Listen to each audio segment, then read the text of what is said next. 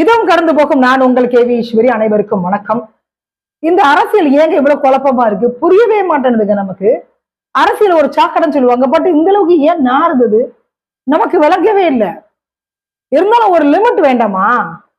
அதாவது கரூர்ல நடந்த அந்த தேர்தல் பிரச்சாரம் 41 பேர் இறந்து போயிட்டாங்க. அந்த வழக்கு என்பது சென்னை உயர்நீதிமன்ற மதுரை கிளையில இப்ப நடந்துட்டு இருக்குது. நீதிபதி வந்து அடுக்கடுக்கான கேள்விகளை முன்வைக்கிறாங்க. என்ன கேட்கறாங்க அப்படின்னா, கேரவன் கடியில 2 பேர் விழுந்துட்டான். அந்த நாமக்கல்ல இருந்து கரூர் வரும் பொழுது அப்பவே கேரவனை வந்து நீங்க பறிமுதல் செய்திருக்க வேண்டியதானே, ஏன் செய்யல?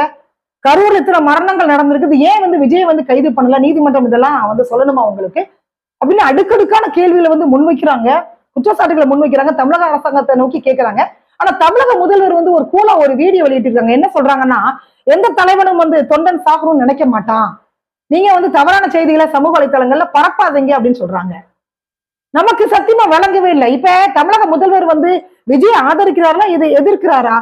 ஒரு பக்கம் பாத்தீங்க அப்படின்னா, காவல்துறை வந்து கரூர் மாவட்ட செயலாளர் மதியழகனை இமீடியட்டா கைது பண்ணிட்டாங்க. அவர் தான் A1. நகர செயலாளரை அடுத்து கைது பண்றாங்க.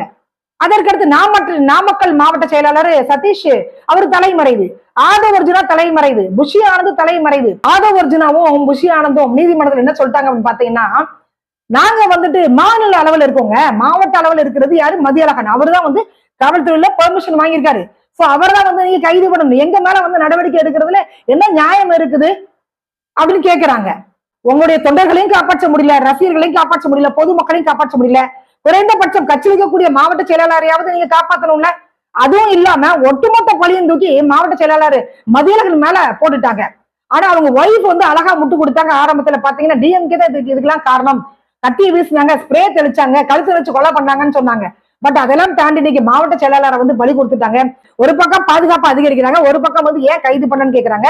அப்ப நீங்க யாரை வந்து முட்டாள் ஆக்குறீங்க, யாரை வந்து ஏமாளி ஆக்குறீங்க? தமிழக அரசு என்ன செய்து கொண்டிருக்குது நமக்கு வழங்கல, மத்திய அரசு என்ன செய்து கொண்டிருக்குது, பாஜக என்ன செய்து கொண்டிருக்குது?